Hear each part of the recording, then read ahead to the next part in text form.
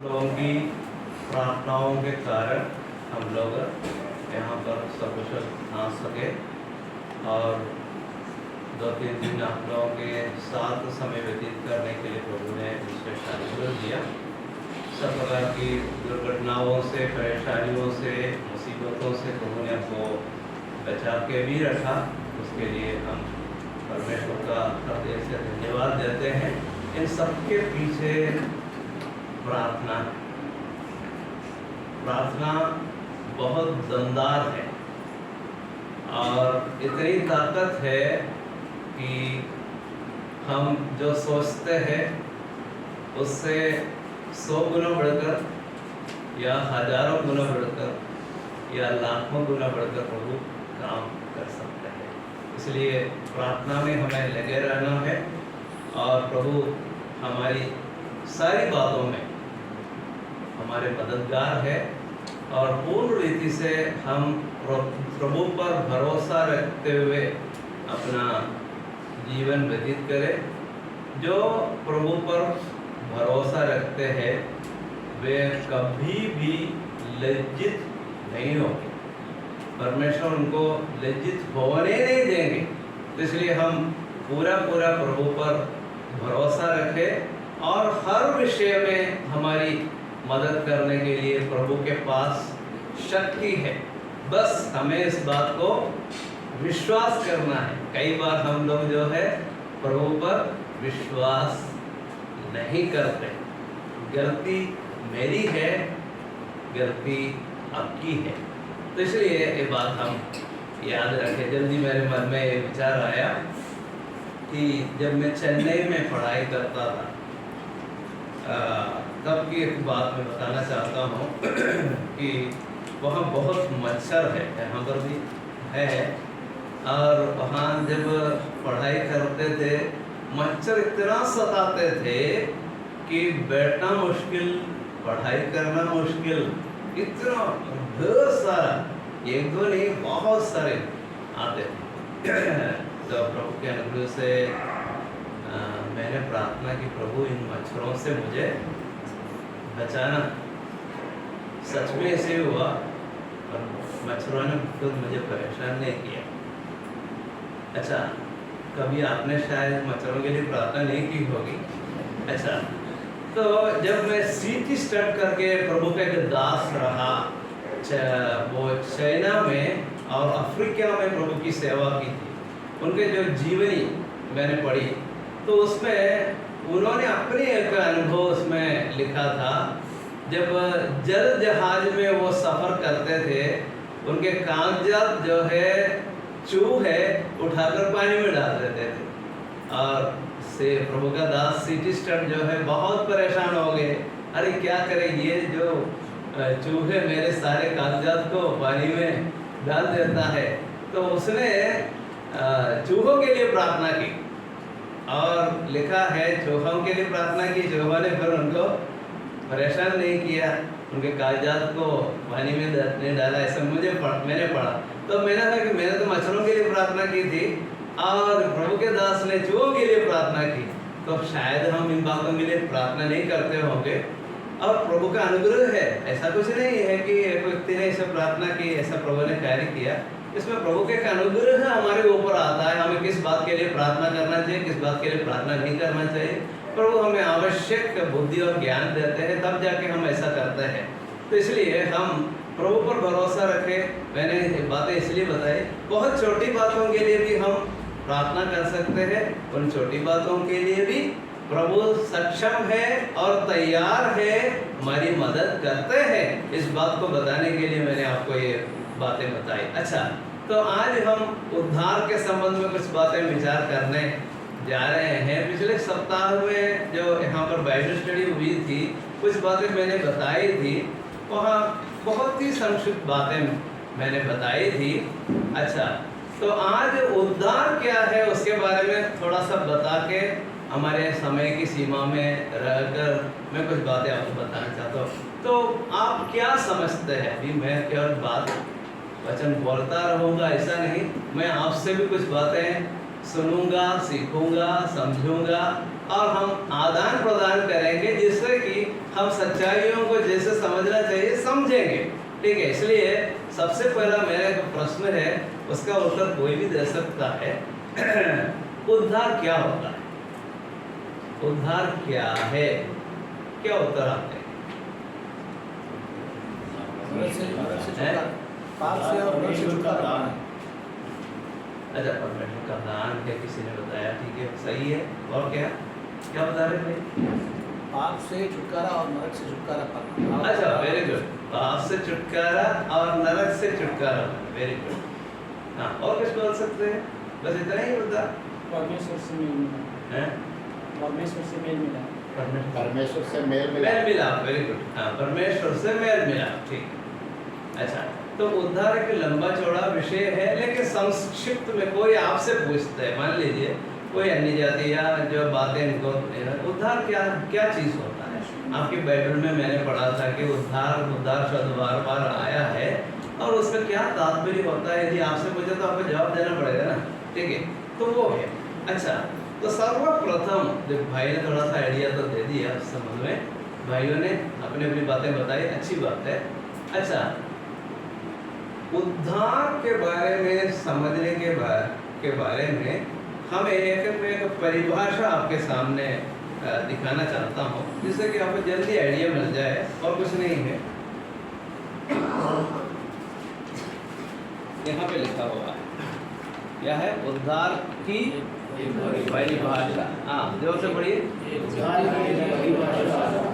एक व्यक्ति को जल्द आने वाली खतरे से सफलतापूर्वक पूर्ण रूप से बचाने प्रभु यीशु मसीह के अनुग्रह बनाने की प्रक्रिया को उद्धार कहते हैं। अच्छा, तो एक व्यक्ति को जल्द आने वाले खतरे से पूर्ण रूप से सफलतापूर्वक बचाने की प्रक्रिया को, दूसरी बात उसने ब्रैकेट में दिया है, प्रभु यीशु मसीह के अनुरूप बनाने की प्रक्रिया को उद्धार करते हैं। अच्छा, एक प्रक्रिया है, मतलब एक दिन में होने वाली बात नहीं है। ठीक है, तो उसके लिए जल्दी आप उद्धार तो एक दिन में नहीं होता, क्या बहुत दिन लगेगा? ऐसा उसके लिए मैं आपको बताना, उद्धार 3 कालों में पूर्ण होता है। कितने कालों में? 3 कालों में पूर्ण होता है। एक लंबी चौड़ी बात है, लेकिन उसमें हम अभी नहीं जाएंगे। अच्छा, तो एक खतरा है, खतरे से क्या होता है? बचाने की एक प्रक्रिया है। तो एक खतरा क्या है? मनुष्य के जीवन में सबसे बड़ी आत्मिक समस्या क्या है? सबसे बड़ी आत्मिक समस्या, बहुत सारी समस्याएं हैं हमारे जीवन में, लेकिन प्रश्न ये है, मनुष्य के जीवन की सबसे बड़ी आत्मिक समस्या क्या है? मृत्यु से डरना, राइट। और कुछ? ठीक है, अच्छा, धन्यवाद। देखो, मनुष्य की सबसे बड़ी आत्मिक समस्या पाप की समस्या है। पाप से मृत्यु होती है, ठीक है। तो पाप की समस्या सबसे बड़ी समस्या क्यों है? पाप की समस्या सबसे बड़ी इसलिए है कि एक सार्वजनिक समस्या है। पाप की समस्या कैसी समस्या है? सार्वजनिक समस्या है। बाइबल में लिखा है, आपको मालूम है पद, सबने पाप किया है और परमेश्वर की महिमा से रहित है। सबको मालूम है पद, सिर्फ निकाल के पढ़ने की जरूरत नहीं है। रोमियो 3:23 में लिखा है। तो it is a universal problem, ये सबकी समस्या है। एक सार्वजनिक समस्या, कौन सी समस्या? पाप की समस्या। अच्छा, ये पाप की समस्या सार्वजनिक समस्या है, साथ साथ वो बड़ी समस्या भी है। क्यों बड़ी समस्या है? रोमियो 6:23 में लिखा है, क्या लिखा है? पाप की मजदूरी तो मृत्यु है। ये सबसे बड़ी समस्या क्यों है? पाप मनुष्य को मृत्यु के ओर ले जाता है। पाप मनुष्य को कहाँ ले जाता है? मृत्यु की ओर ले जाता है। बस समस्या वहाँ खत्म हो गई क्या? मृत्यु से बात खत्म हो गई? नहीं। हम पढ़ते हैं इब्रानियों की पत्री 9:27 में क्या लिखा है? जल्दी थोड़ा कोई भी पढ़ के बताए तो अच्छा है, परिचित पद है वो भी। और जैसे मनुष्य के लिए एक बार मरना और उसके बाद न्याय का होना नियुक्त है। अच्छा, मृत्यु एक नियुक्ति है और न्याय भी एक नियुक्ति है। अच्छा, पाप मनुष्य को मृत्यु की ओर ले जाता है और मृत्यु मनुष्य को न्याय की ओर ले जाती है, और न्याय के बाद समस्या खत्म हो गई क्या? नहीं, न्याय के बाद हम पढ़ते हैं प्रकाशित वाक्य 20:15 में पढ़ते हैं। क्या होता है वो भी थोड़ा पढ़ लीजिए। और जिस किसी का नाम जीवन की पुस्तक में लिखा हुआ न मिला, वह आग की जेल में डाला गया। अच्छा, फिर क्या कहाँ पहुंचता है? आग की जेल में। अच्छा, सुन लीजिए, पाप मनुष्य को मृत्यु की ओर ले जाता है, मृत्यु मनुष्य को न्याय की ओर ले जाती है, और न्याय आपको या किसी भी पापी को कहाँ ले जाता है? नरक की ओर ले जाता है। तो बड़ी समस्या है ना, ये बहुत बड़ी समस्या है। अच्छा, इस समस्या का कोई समाधान है क्या? फिर नरक पहुंचने के बाद कोई समस्या का समाधान है क्या? नहीं, ये इसलिए ये बहुत बड़ी समस्या है। नरक पहुंचने के बाद एक व्यक्ति सोचता है यहाँ से कैसे भी बच जाऊं, हो सकता है क्या? नहीं हो सकता है। इसलिए ये पाप मनुष्य को मृत्यु की ओर ले जाता है, मृत्यु मनुष्य को न्याय की ओर ले जाती है, न्याय मनुष्य को नरक की ओर ले जाता है। बहुत बड़ी समस्या है। वहां से बचने का मतलब नरक से बचने का कोई भी रास्ता नहीं है। नरक पहुंचने के बाद अभी बचने का अवसर है, नरक पहुंचने के बाद बचने का कोई अवसर नहीं है। धनवान और लाजर की कहानी आपको मालूम है। धनवान वहां पहुंचने के बाद कितने उसने कोशिश की होगी, या कितने उसने सोचा होगा, या परमेश्वर से कहा होगा, कुछ और काम आया क्या? बच पाया? नहीं बच पाया। सो ये एक बहुत बड़ी समस्या है। तो उद्धार का मतलब क्या होता है? इन सभी बातों से आपको बचाव, उद्धार मिलेगा। वो है उद्धार। अच्छा, उद्धार के बारे में हमने उस दिन विचार किया था।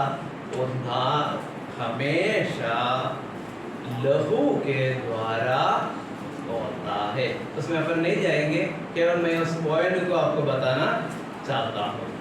हमेशा लहू के द्वारा होता है। क्या होता है? उद्धार के नियम संबंधी 3 बातें। उद्धार हमेशा कैसे होता है? नंबर 1, पहली बात लहू से होता है, लहू से होता है। और दूसरी बात हमने क्या देखा है? उद्धार के बारे में हमने सीखा था, परमेश्वर की ओर से होता है।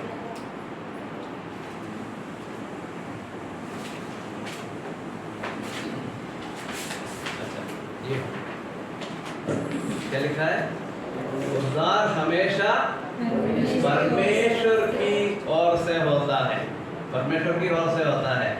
मनुष्य किसी का भी उद्धार नहीं कर सकता, केवल परमेश्वर ही उद्धार दे सकता है। ये कैसे समझ में आएगा? 1-2 पद हम पढ़ेंगे तो समझ में आएगा। हाँ, पढ़िए। आपको पढ़ना है यशायाह की भविष्यवाणी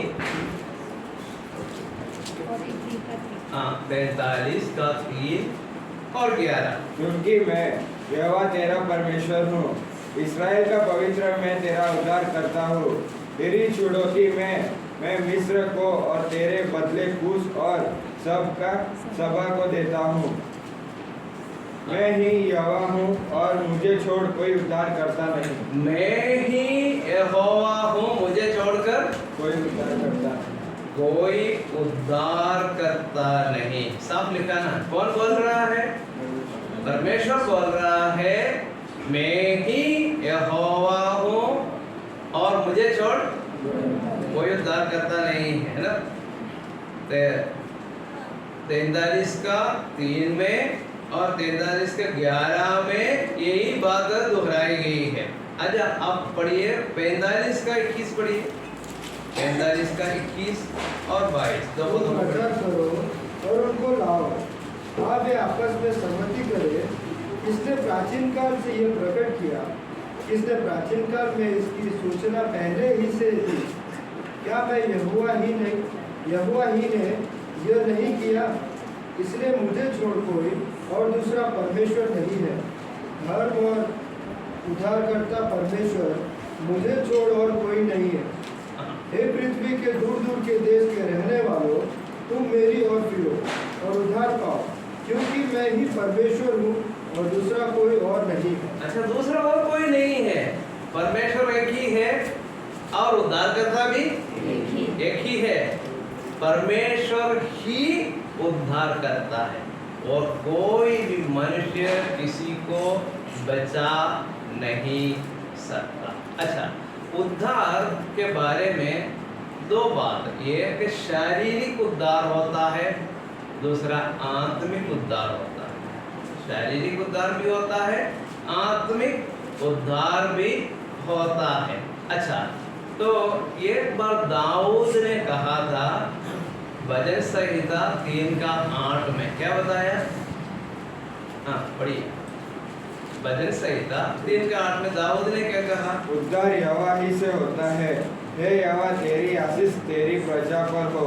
अच्छा, उद्धार यहोवा ही से होता है। अच्छा, दाऊद को शाऊल के हाथ से किसने बचाया? किसने बचाया? यहोवा ने ही बचाया। गोलियत के हाथ से किसने बचाया? यहोवा ने बचाया ना। तो दाऊद अपने जीवन के अनुभव से कहता है, क्या कहता है? उद्धार यहोवा ही से होता है। लेकिन वो क्या उद्धार है?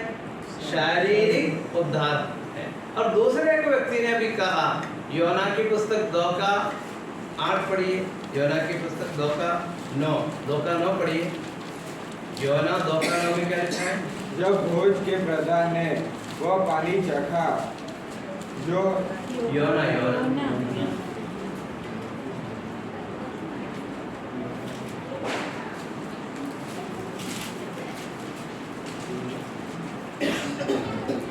परंतु मैं ऊंचे सबसे धन्यवाद करके तुझे बलिदान चढ़ाऊंगा, जो मैंने मानी उसको पूरी करूंगा।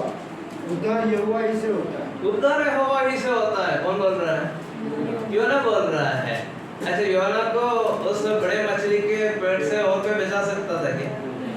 नहीं बचा सकता था, लेकिन किसने बचाया? यहोवा ने बचाया ना।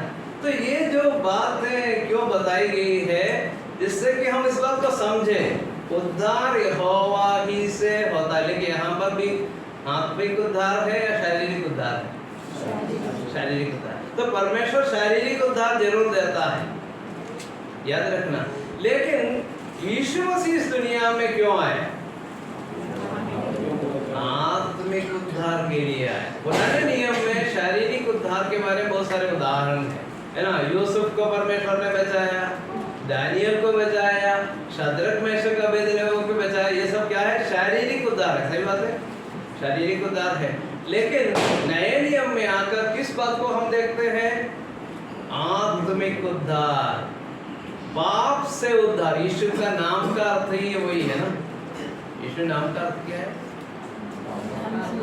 हाँ, अपने लोगों को उनके पापों से उद्धार करेगा, इसलिए उसे तो यीशु नाम रखना, क्योंकि वो पापों से उद्धार करने वाला है। यानी पाप से, मृत्यु से, न्याय से और नरक से उद्धार देने वाला है कौन? प्रभु यीशु मसीह। अच्छा, तो यीशु मसीह का नाम से ही पता चलता है क्या करेगा वो?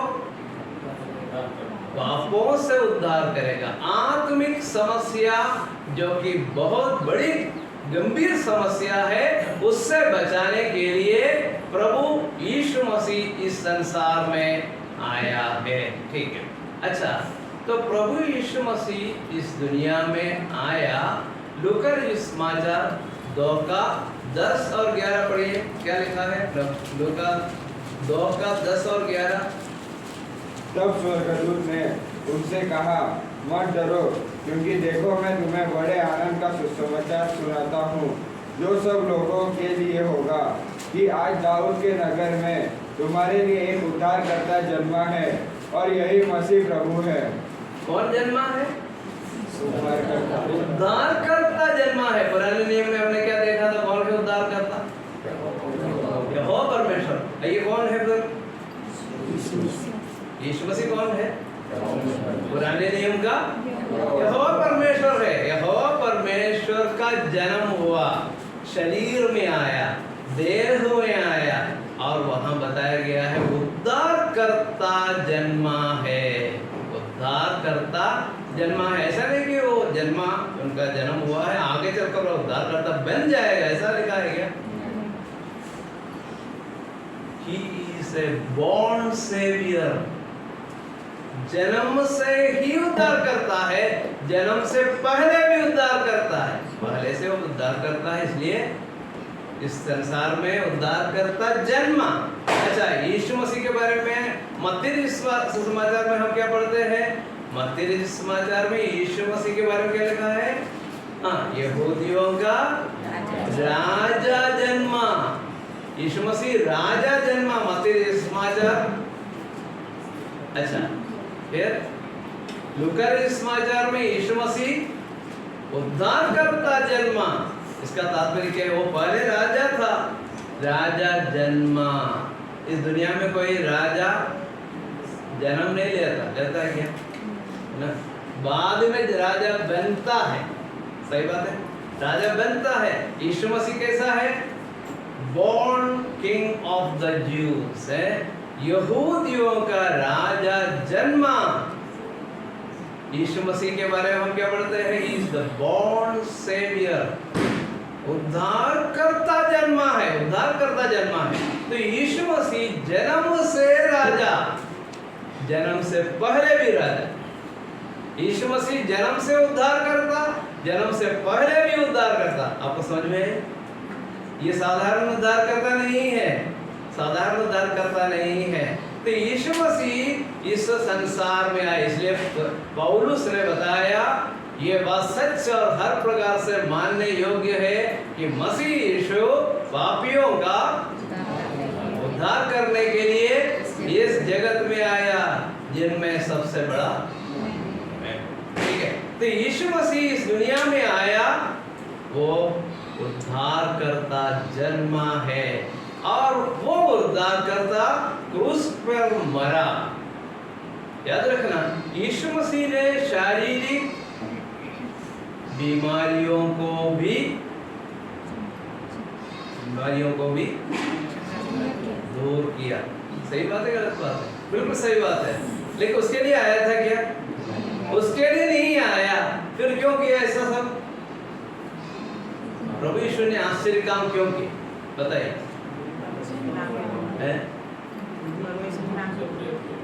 हाँ, ये समझाने के लिए कि वो जो उद्धार देता है, उद्धार की महिमा लोग समझे।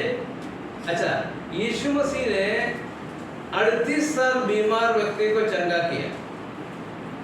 पूर्ण रूप से चंगा हुआ नहीं हुआ है? लंगड़े को प्रभु ने ठीक किया ना, है ना? लंगड़ाते हुए आया था, अरे वापस जा रहे भी थोड़ा सा लंगड़ाते हुए जा रहे, ऐसा नहीं हो, है ना? क्या अंतर है? तो यीशु मसीह किस प्रकार का उद्धार आपको देने वाले हैं, उसके गुणवत्ता, उसके गुणवत्ता को बताने के लिए किया। तुरंत चंगा होता है। आज एक व्यक्ति जब यीशु मसीह पर विश्वास करता है, तुरंत उद्धार होता है, बाद में उद्धार होता है। उसी पर उसका एक क्षण भी नहीं लेगा, तुरंत उद्धार पाता है, और पूर्ण रूप से उद्धार पाता है, पूर्ण रूप से उद्धार पाता है। ऐसा नहीं कुछ पाप क्षमा हुए, ऐसा नहीं। प्रभु जो उद्धार देता है उस उद्धार की गुणवत्ता को लोग समझे, इसलिए यीशु मसीह ने क्या किया? रोगियों को चंगाई दी और मरे हुओं को जिलाया, है ना। लाजर जीवित हो गया तो थोड़ा सा बीमारी भी थी, ऐसा नहीं, उसमें बिल्कुल भी बीमारी नहीं थी। पूर्ण रीति से भले चंगे होकर लाजर का पुनर्जीवित होने का मौका मिला। ठीक है, तो प्रभु जो करते हैं उसके बात को आपको समझना चाहिए, इसलिए किया। ऐसा नहीं प्रभु यीशु मसीह चंगाई देने के लिए, कई लोग ऐसे समझते हैं, उन पर हम जो है तरस खाए, ऐसे लोग कोई सोचता है। यीशु मसीह चंगाई देने वाला है ऐसा प्रस्तुत करने कई लोग करते हैं, लेकिन वो बात जो है यीशु मसीह जो बहुत बड़ा काम करते हैं उसको उन्होंने समझा नहीं। हम उन पर क्या करेंगे? दया करेंगे, तरस खाएंगे, ऐसा नहीं है। यीशु मसीह सबसे बड़ा काम जो करता है आत्मा का उद्धार है, आत्मा का उद्धार है। मान लीजिए यीशु मसीह संसार में आया, बहुत सारे आश्चर्य काम किए। एक दिन यीशु मसीह बोल रहे मैं जा रहा हूँ, बिना मृत्यु, क्रूस पर मृत्यु नहीं हुई, जा गया, ऊपर चला गया, तो क्या वजह है? क्या होता था? किसी को नरक से, भयानक दंड से, सबसे बड़ी समस्या से बचने का अवसर ही नहीं मिलता। बस समझ में आई? ठीक है, तो यीशु मसीह इस दुनिया में आया, प्राण देने आया। यीशु मसीह ने कहा मुझे अपना प्राण देने का अधिकार है और उसे पुनः वापस लेने का भी अधिकार है। यीशु मसीह की मृत्यु इसलिए बहुत महत्वपूर्ण है, बहुत महत्वपूर्ण है। उस बात को समझाने के लिए इब्रानियों की पत्र में काफी बातें लिखी है। उस दिन भी लहू के बारे में हमने जो सीखा था, उस दिन भी इब्रानियों की पत्र का हमने जिक्र किया था। ठीक है, अच्छा यहाँ पर आप देख लीजिए क्या लिखा है। यीशु मसीह एक बार प्रकट हुआ। क्यों प्रकट हुआ?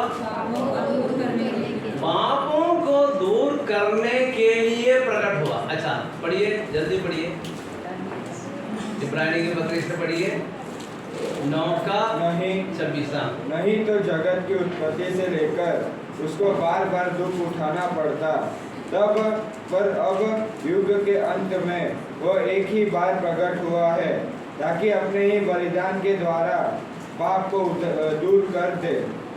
पापों को दूर करना। अच्छा 10वें अध्याय का 4 भी पढ़िए, क्या लिखा है? 10 का 4।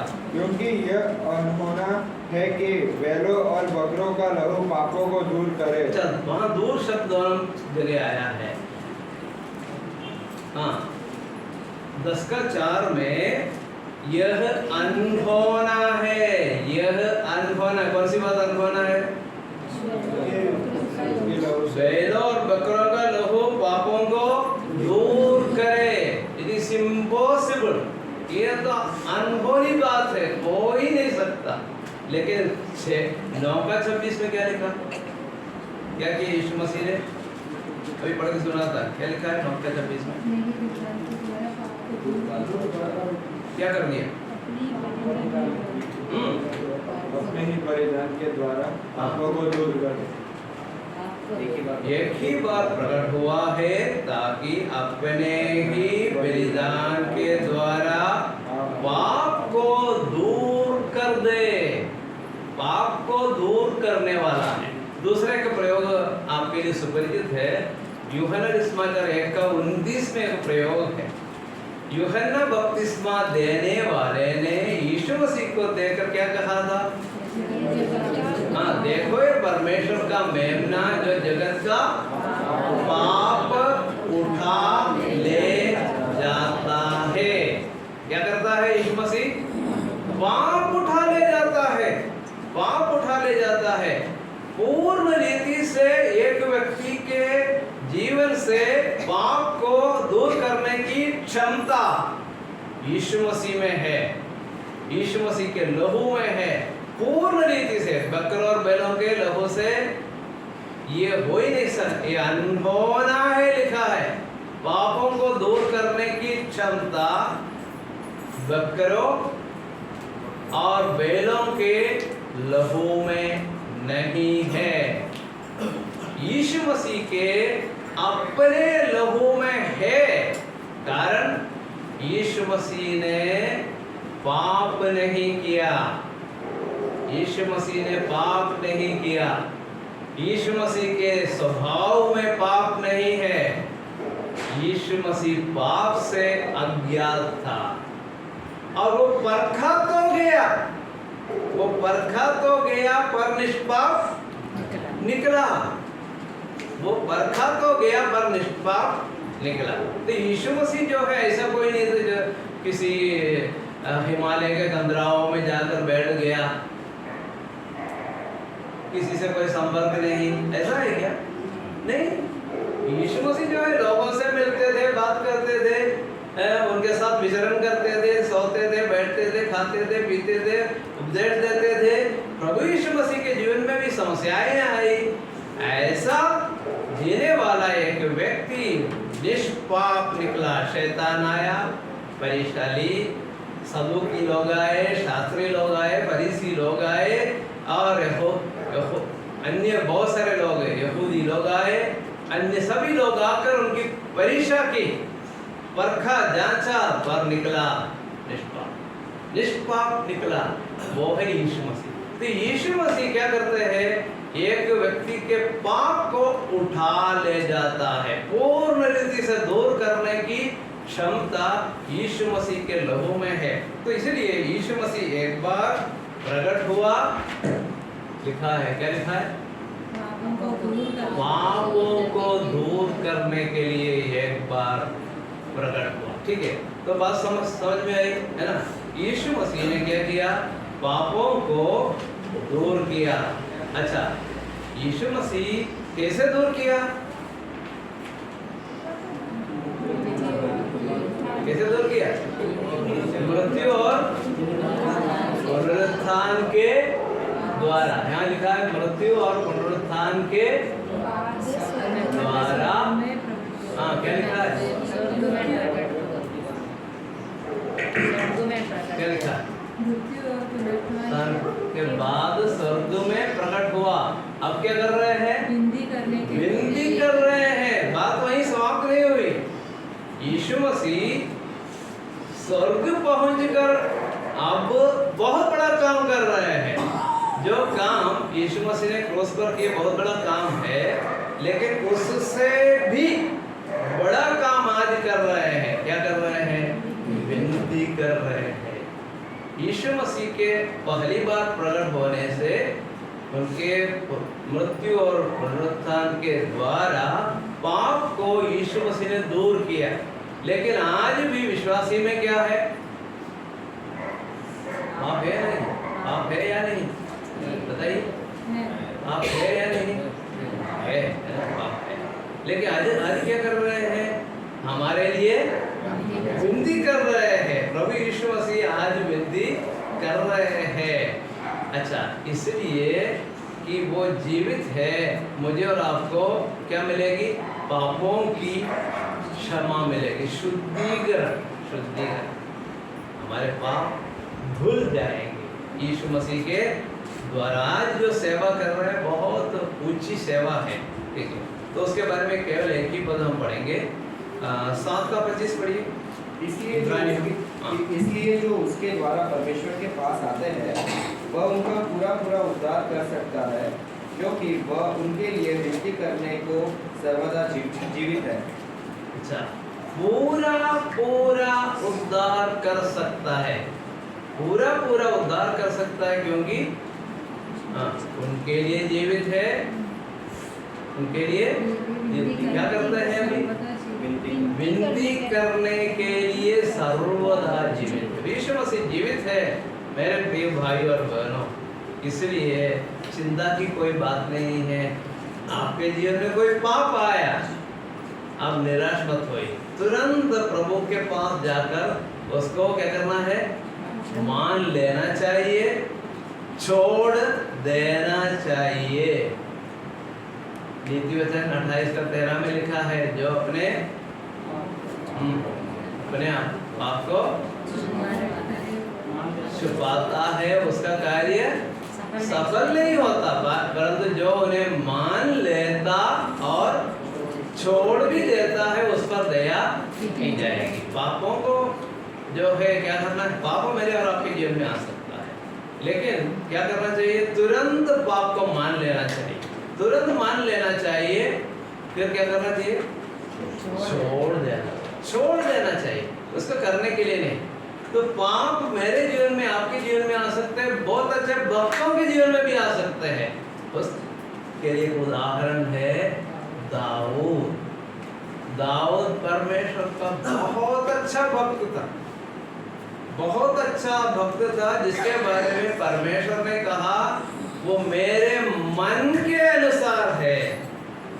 परमेश्वर का मन और दाऊद का मन एक जैसा, इतना चिपका हुआ था। परमेश्वर का मन और दाऊद का, बहुत ही समर्पित व्यक्ति था मेरे प्रिय भाइयों, इतना समर्पित था। पाप हुआ नहीं हुआ ना, लेकिन आप दाऊद के शेष जीवन को आप पढ़ के देख लेना, कभी वो पाप फिर नहीं किया, वो पाप फिर दाऊद ने दोहराया नहीं। एक बार हमेशा के लिए उसने उसको छोड़ दिया, फिर किसी स्त्री के पीछे ऐसा गया नहीं, वचन में लिखा है। लेकिन पाप करने से क्या होता है, उसका दंड मिलेगा। शरीर में रहते हुए दाऊद को बहुत परेशानी उठानी पड़ी, है ना। बेर्शेबा के साथ गलत व्यवहार करने के बाद ऐसा नहीं लिखा वो आराम से दाऊद को जीवन व्यतीत करने लगा, ऐसा लिखा है। बहुत आराम से, बड़ी खुशी से दाऊद ने शेष जीवन व्यतीत किया, ऐसा लिखा है? ऐसा नहीं लिखा है। बहुत परेशानियों का उनको सामना करना पड़ा, है ना। 4 बच्चे मर गए उनके, अभी तक नहीं मरा था। ये गलत काम करने के पहले कोई बच्चा दाऊद का नहीं मरा था, उसके बाद 4 बच्चे मर गए, और वो भी गलत रीति से, अच्छी रीति से नहीं मरा। तो क्या है, उसका जो है भुगतना पड़ा किसको, इस वक्त को। इसका मतलब क्या है, यदि आपने या मैंने गलत काम किया है, उसको माफी मांगे तो प्रभु माफ तो कर देंगे, लेकिन उसका क्या नहीं होगा, उसका असर खत्म नहीं होगा। इसलिए बहुत डरते हुए हमें इस दुनिया में जीना चाहिए। पाप को पाप समझो, उसको करना नहीं हमको। यदि किया आपने, तुरंत माफी मांगो, तुरंत माफी मांगो, छोड़ दो। नहीं प्रभु, मैं आइंदा इस काम को नहीं करूंगा, नहीं करूंगी, अभी जो किया है किया, आगे इस काम को नहीं कर। ये निर्णय लेना जरूरी है। तब स्वर्ग में एक व्यक्ति है, हमारा वकील, प्रभु यीशु मसीह कौन है, हमारा वकील है, मध्यस्थ है। वो बोलेगा पिता परमेश्वर, देखो इस मेरे बेटे ने, मेरे भक्त ने कहा कि वो आगे नहीं करेगा, इसलिए माफ कर देना। क्षमा मांगकर रफा दफा कर देंगे, बात को समाप्त कर देंगे। ये बात आपको समझ में आई? इसी के लिए आज क्या कर रहे हैं? आज प्रभु यीशु मसीह है स्वर्ग में, पुनरुत्थान के बाद स्वर्ग में प्रकट हुआ विनती करने के लिए। बात समाप्त हुई। सबसे आखिरी बात, फिर से दिखाई देगा। उद्धार तब पूर्ण होता है, ठीक है। क्या लिखा है? फिर से दिखाई देगा। किस बात के लिए दिखाई देगा? अपने लोगों को संग ले जाने के लिए आने वाला है। तब क्या होगा? तब क्या होगा? पढ़िए जल्दी, 9 का 27-28 जल्दी पढ़िए। और जैसे मनुष्य के लिए एक बार मरना और उसके बाद न्याय का होना नियुक्त है, वैसे ही मसीह भी बहुतों के पापों को उठा लेने के लिए एक बार बलिदान हुआ, और जो लोग उसकी बाट जोहते हैं उनके उद्धार के लिए दूसरी बार बिना पाप उठाए हुए दिखाई देगा। हाँ, दिखाई देगा। एक बार बलिदान हुआ, लेकिन फिर क्या लिखा है? और जो लोग उसकी बाट जोते हैं, जो लोग उसकी बाट जोते हैं उनके लिए दूसरी बार बिना पाप उठाए हुए दिखाई दे, फिर से दिखाई देगा, तब उद्धार पूर्ण होगा। मैंने आप शुरू में बताया था 3 कालों में क्या होता है, उद्धार पूर्ण होता है। कैसे कैसे होता है? जब प्रभु यीशु मसीह पर हमने विश्वास किया उस समय आत्मा का उद्धार हो गया। अपन में 3 अंश है, आत्मा है, प्राण है, शरीर है। अच्छा, यीशु मसीह पर विश्वास किया तो शरीर भी बदल गया क्या? नहीं, शरीर तो नहीं बदला, शरीर तो वही है ना, सेम है, वही है। लेकिन यीशु मसीह पर विश्वास करने पर आत्मा में क्या है? आत्मा नया हो गया, नया आत्मा हमको मिल गया। और प्रभु यीशु मसीह जब वापस आएगा तब क्या होगा? शरीर का भी उद्धार। ये शरीर भी यीशु मसीह के महिमामय पुनरुत्थित शरीर के समान हो जाएगा, हम स्वर्ग में पहुंच जाएंगे। और इन दोनों कालों में समय कितना लगता है? आत्मा को उद्धार होने में कितना टाइम लगता है? शरीर को उद्धार होने में कितना टाइम लगता है?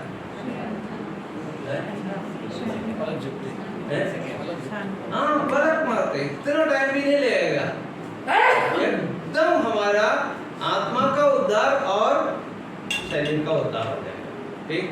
लेकिन प्राण का उद्धार एक पल में होने वाली बात नहीं है, जिंदगी भर कितना टाइम लगेगा, उतना टाइम लेकर प्राण का उद्धार होता है। मैं आपको बताऊं, जितने भी आज्ञाएं प्रभु के वचन में दी गई है, किसके लिए है? प्राण के उद्धार के लिए है, ना कि आत्मा के उद्धार के लिए, ना कि शरीर के उद्धार के लिए, ठीक है, शरीर के उद्धार। तो प्रभु के द्वारा हमें उद्धार प्राप्त होता है। उद्धार किससे होता है? परमेश्वर की ओर से होता है। अच्छा, तो उसके लिए मैं आपको बता के समाप्त करना चाहता हूँ 2 मिनट। क्या है? यीशु मसीह के व्यक्तित्व और कार्य में उद्धार होता है। उद्धार यीशु मसीह के व्यक्तित्व और कार्य के द्वारा होता है, और किसी के द्वारा नहीं होता है, मेरे और आपके ऊपर नहीं है। प्रभु यीशु मसीह के व्यक्तित्व पर और प्रभु यीशु मसीह के कार्य पर आधारित है, इसलिए उद्धार नष्ट नहीं होगा। उद्धार नष्ट नहीं होगा। क्यों नहीं होगा? उद्धार नष्ट होना मतलब यीशु मसीह के व्यक्तित्व नष्ट होना चाहिए। उद्धार नष्ट होना तो यीशु मसीह के कार्य नष्ट होना चाहिए, दोनों नष्ट होने वाला नहीं है। तो उद्धार यीशु मसीह के व्यक्तित्व और कार्य के द्वारा पूर्ण हो चुका है। अब उसके लिए कुछ भी बाकी नहीं है। यीशु मसीह की मृत्यु और गाड़े जाने और पुनरुत्थान के द्वारा उद्धार पूर्ण हो गया है। अभी प्रभु यीशु मसीह स्वर्ग में है, पिता की दाहिनी ओर है, और शीघ्र शीघ्र आने वाले हैं। तब जो है हमारे शरीर का उद्धार होगा। इसलिए उद्धार कभी नष्ट नहीं हो सकता है। उसका बहुत सारे कारण है, लेकिन समय कम है तो इसलिए हम नहीं जा रहे हैं। तो उद्धार जो है समझ लेना, जल्द आने वाले खतरे से एक व्यक्ति को पूर्ण रूप से सफलतापूर्वक बचाने की प्रक्रिया को उद्धार करना बहुत सरल है। प्रभु इन बातों को समझने के लिए प्रभु आपको आशीष दे, और बड़े धन्यवादी होकर हमको प्रभु के लिए जीना है। प्रभु इतना बड़ा कार्य आपने मेरे जीवन में किया, मुझे पापी पर किया, मुझे अधर्मी पर किया, मुझे अभक्त पर किया, उसके लिए मैं आपका धन्यवाद देता हूँ।